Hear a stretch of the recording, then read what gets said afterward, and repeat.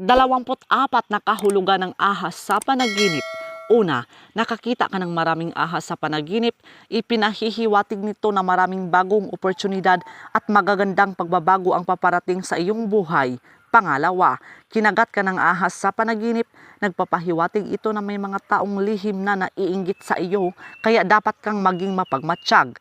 Pangatlo, hinahabol ka ng ahas sa panaginip, sinyalis ito na may nakatagong panganib o suliraning kailangan mong harapin na may pag-iingat. Pang-apat, pinatay mo ang ahas sa panaginip, ipinapakita nito na malalampasan mo ang mga pagsubok at magtatagumpay laban sa iyong mga kaaway.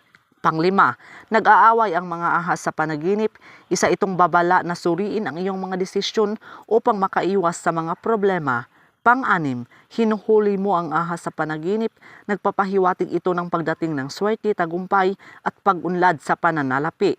Pang-pito, malaking ahas sa panaginip, maaaring may taong malapit sa iyo na nakakaramdam ng matinding inggit o selos. Pang-walo, maliit na ahas sa panaginip, ipinahihiwatig nito na unti-unting darating ang tagumpay at pag-unlad sa iyong trabaho o negosyo. Pang-siyam, itim na ahas sa panaginip, sumasagisag ito sa mabibigat na damdamin, kalungkutan o mga pagsubok na iyong kinakaharap. Pang-sampo, birding ahas sa panaginip, nagpapahiwatig ito ng pag-asa, kasaganaan at mga biyayang malapit nang dumating. Pang-11, gintong ahas sa panaginip, ipinahihiwatig nito na may mga hadlang sa iyong mga pangarap, ngunit malalampasan mo ang mga ito sa tamang panahon.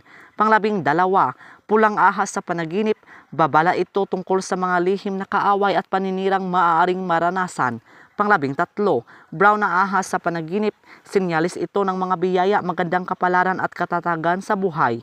Pang-14, puting ahas sa panaginip, sumasagisag ito sa kapayapaan, mabuting hangarin at isang panibagong simula. Pang-15, dilaw na ahas sa panaginip, nagpapahiwatig ito ng pagdududa sa sarili at pangangailangang palakasin ang iyong tiwala sa sarili. Pang-16, orange na ahas sa panaginip, ipinahihiwatig nito ang kalituhan sa isang mahalagang desisyong kailangan mong gawin. Pang-17, asul na ahas sa panaginip, sumasagisag ito sa karunungan, katahimikan at malinaw na direksyon sa buhay. Pang-18, ahas sa loob ng bahay sa panaginip, nagpapahiwatig ito ng mga isyong may kaugnayan sa pamilya o sa iyong personal na buhay. Pang-19, ahas sa tubig sa panaginip, ipinahihiwatig nito ang malalim na emosyon at mga damdaming dapat mong harapin. 20, lumilipad na ahas sa panaginip, sinyalis ito ng malalaking pagbabagong maaaring magdadala ng bagong pagkakataon. 21, dalawang ahas sa panaginip, nagpapahiwatig ito na nahaharap ka sa dalawang mahahalagang pagpipilian sa buhay. 22, ahas na nagbalat sa panaginip, sumasagisag ito sa pagbabago, paghilom at panibagong simula. 23, ahas na mabait o hindi umaatake sa panaginip, nagpapahiwatig ito ng proteksyon, kapayapaan at pagdating ng mabubuting balita.